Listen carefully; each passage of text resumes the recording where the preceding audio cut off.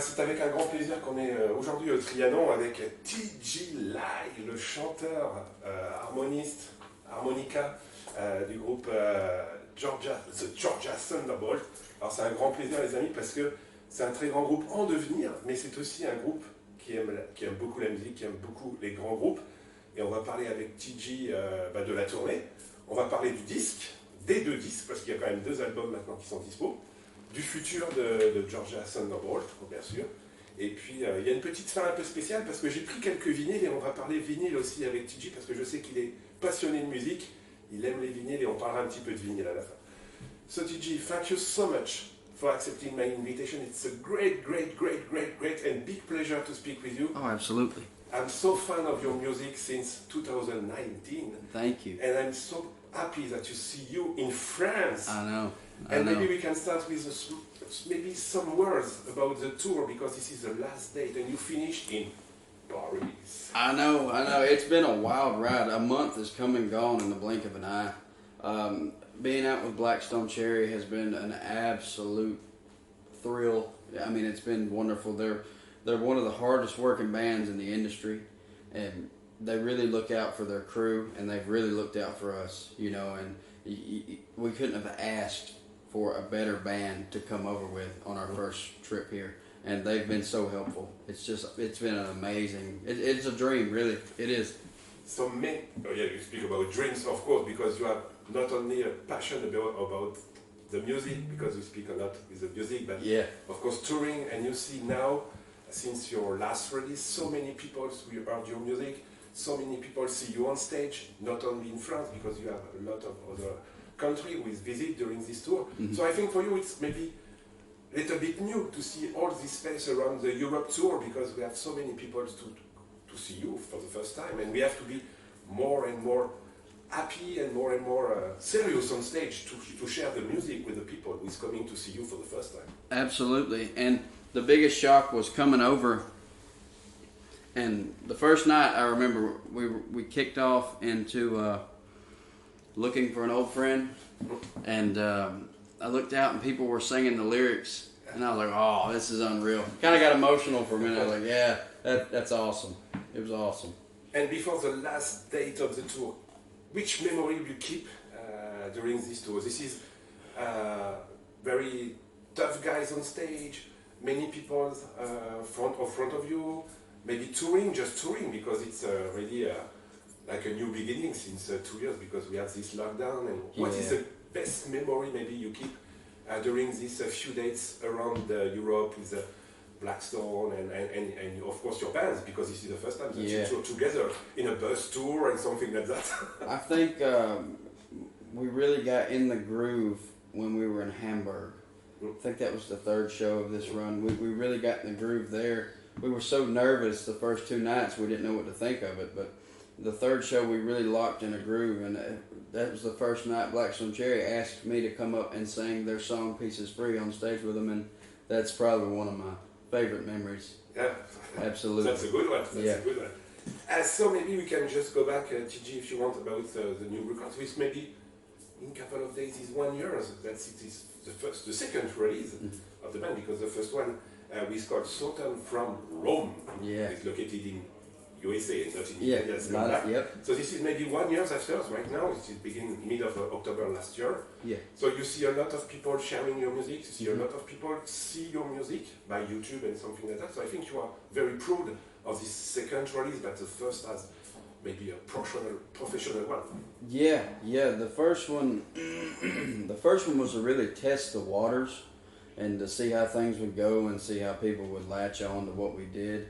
And the second one, we were absolutely blown away by the feedback, you know. And as soon as we get back home, we have a few more shows left this year, but the plan is to get back in the studio come wintertime at home, and we'll have a new album out by next year. Yeah, that's a good news. So 1 year after this first release, what is the most important for you to share this 14 songs, because we have 13, 1 plus 1 who is coming, is clearly share a new approach of your music, or maybe it's just an open doors to say, hey, come back to see a new guys we're splitting some old big sounds like southern rock, country rock, rock, and something like that. They say, hey, we have some new bands who is coming, please listen my music. Yeah. Is this something like that you expected when you record this one, and just sharing with the people, or is just let's see what happened? Yeah, it was that. You know, it was just a big shock to everybody because it was the first actual full length we'd ever released, and we were blown away. Honestly, it was surreal. It was unreal. And by the way, you record this on CD and on vinyl too. Yeah. So before we speak about vinyl, so I think maybe sometimes it's very important to have both now, because sometimes the sound of the vinyl is not totally the same on CD. Absolutely. And when I listen to your CD, of course I buy your vinyl, and I listen some new things.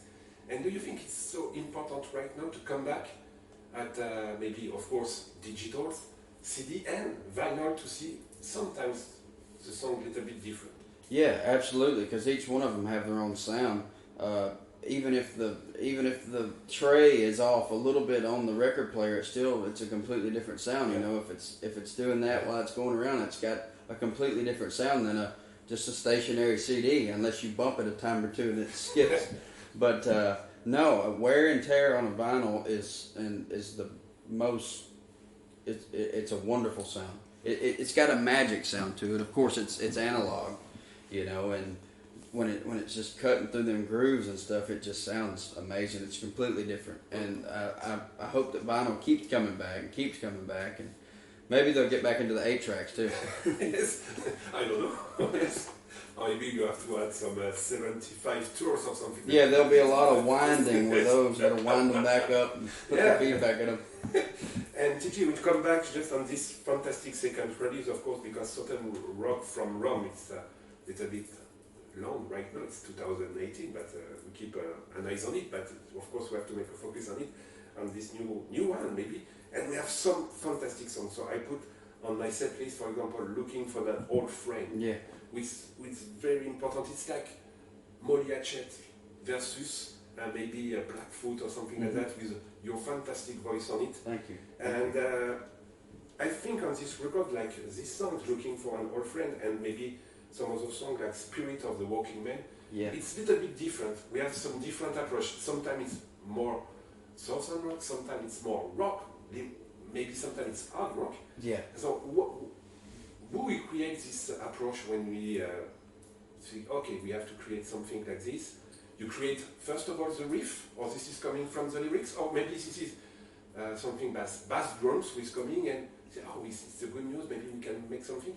So for the band like you, who is the approach, who has the approach to create something a little bit different? Because, for example, Looking for an Old Friend and Spirit of the Walking Man is totally, it's two new songs that's totally different. Yeah. Well, sometimes it starts with my melody or my lyrics or a guitar or you know, and then sometimes it's just right on the spot. And it's all about how we're feeling when we're together and what attitude we have and what comes across, and trying to get.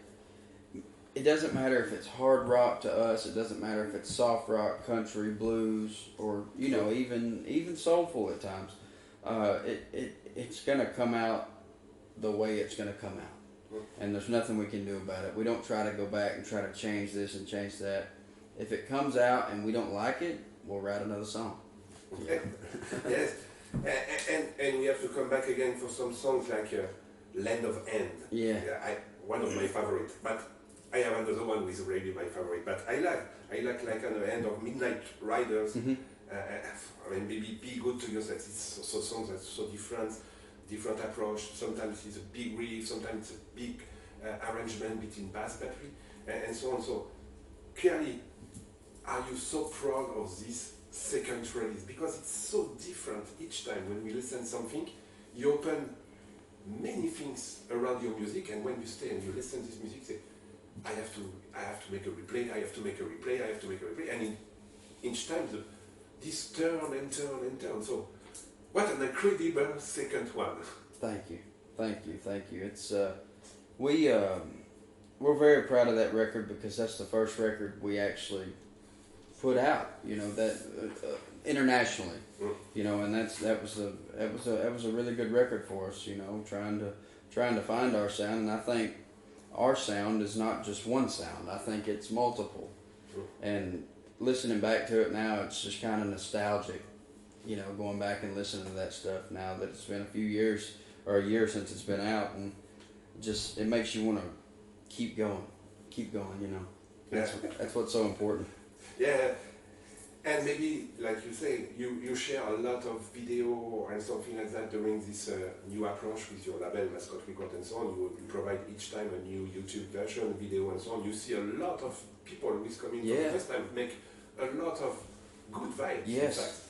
And when I see the video, I say, this is a real band. This is not something who is coming to build and to go and so on. No. It's clearly some people, we play some instrument and something like that. And you share clearly that during this different video. Are you again very,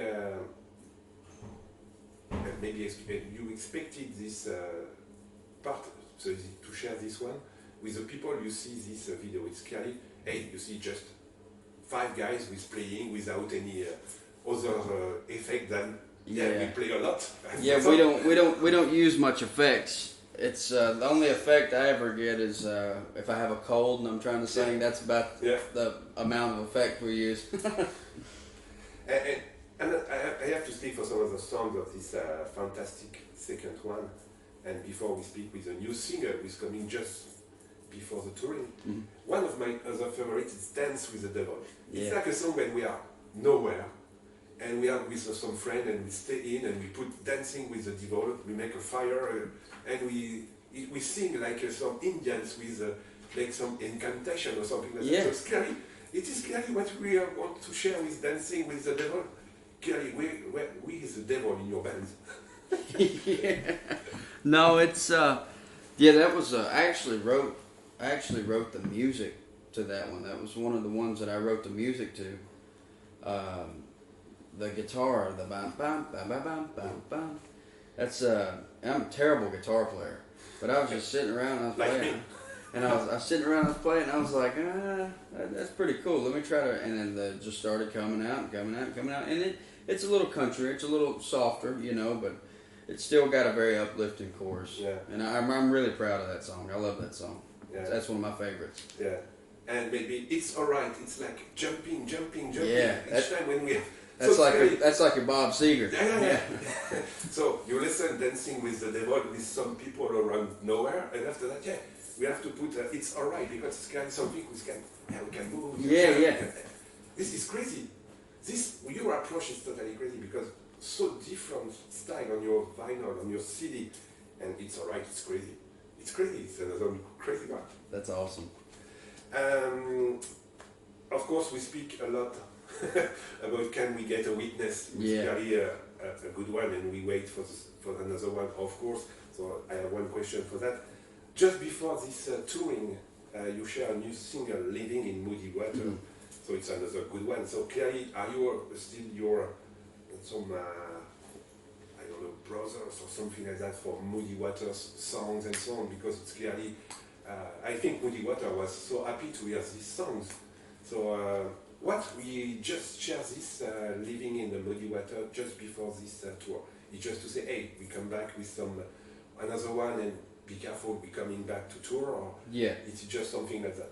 Well, it's that, and we have a few songs recorded, and that was one of them that we sent to the label, and they enjoyed it, so they released it, and we found out we were coming over here, so it was perfect time to release that song and then come over, and we actually play it in our set over here, so it's going over really well.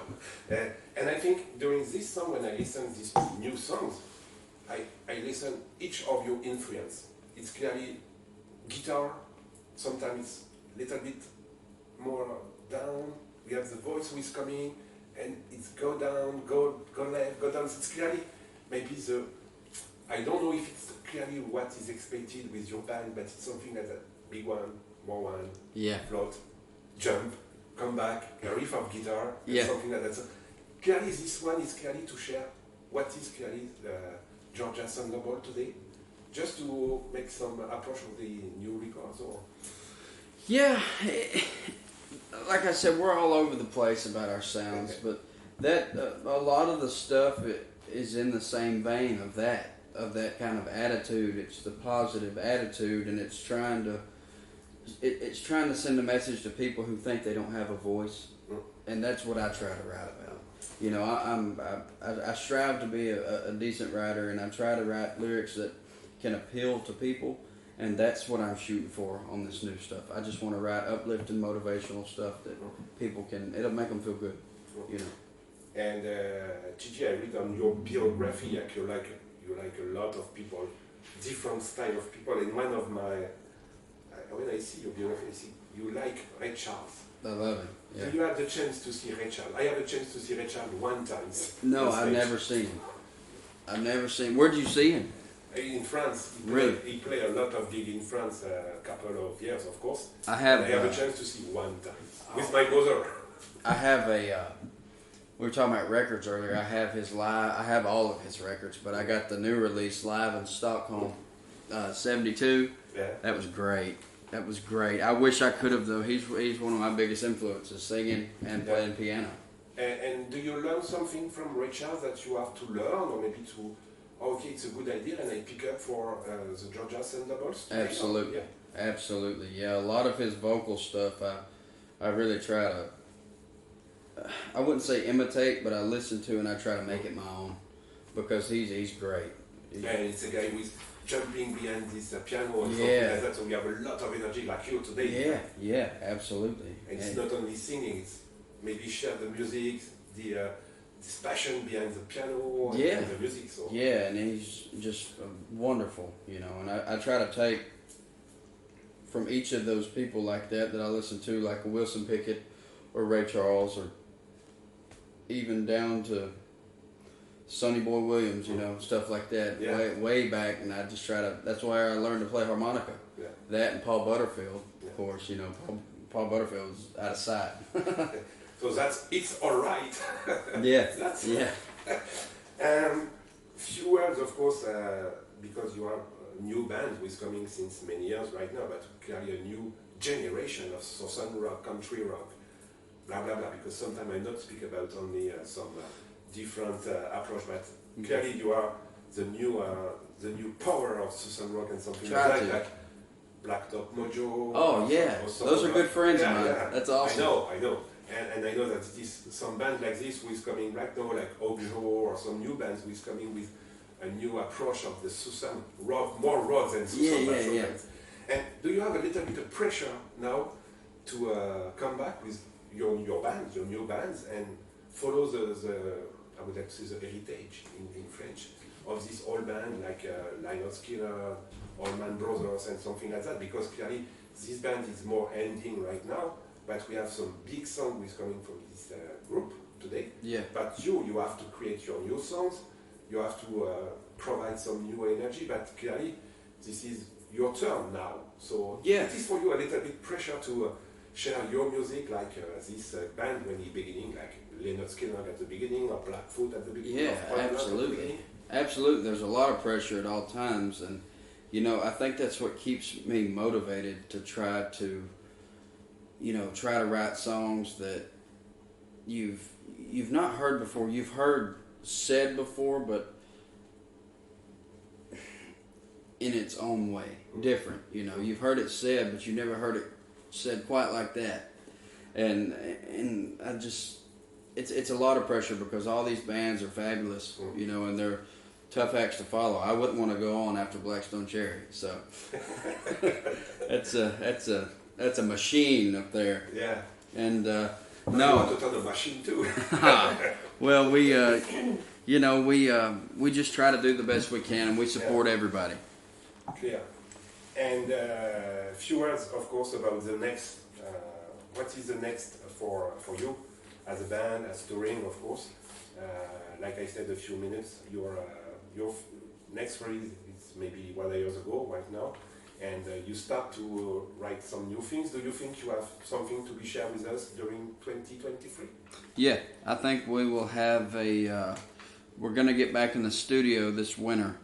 So as soon as we can get everything figured out about that, and as soon as we can get all the songs tracked out and up to our standards, label standards, and our manager's standards, I think we're going to have a lot of new material. Yeah, that's a good news. So TJ, again, thank you so much for your Oh, time. thank you. Thank you. Before we ending, do you have a small message for the listener?